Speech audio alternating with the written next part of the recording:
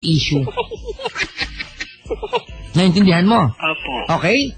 Pag bukas tinanggal ka, dahil narinig ng boss mo, uy, teka lang, si Jam may relasyon pala sa katrabaho niya. Pag tinanggal ka bukas, hindi ka pwedeng magreklamo at magangawa. Dahil meron silang ground, tanggalin ka. Let alone, hindi ka naniniwala sa pamamalakad ng iyong boss.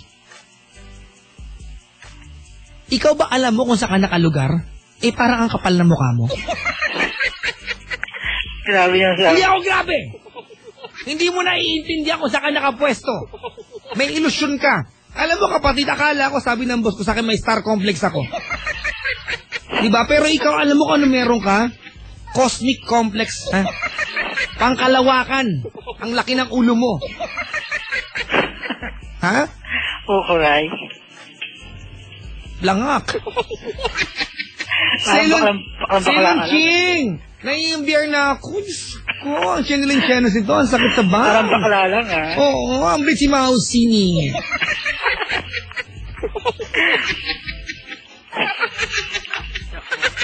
Sean, wali! Wali! Gagawin ko pa siya. Mag-resign ka. Ay, ayoko nga. O, huwag ka tumawag sa akin. Huwag ka na rin makinig sa hanggat kailan. Nakikinig ako sa'yo. Makinig ka kay Sindera pang umaga sa Yes FM siya. Ano? Kaya nga humingi ng advice sa'yo, diba? Hindi ka naman nakikinig ka ba? Oo naman, nakikinig ako sa'yo. Kaya nga rin pinapakinggan, nagpapakuyat nga ako sa'yo hanggang alas 3. Kaya pala laging ganyan ka. Ikinig ka sa akin. Araw-araw kaya to. Pre, gabi ako, hindi ako araw. Gabi-gabi. Fine.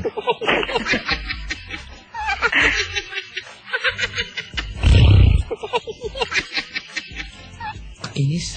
Sige na, salamat sa pagtawag. Okay, thank you po, Papa Jack. Goodbye.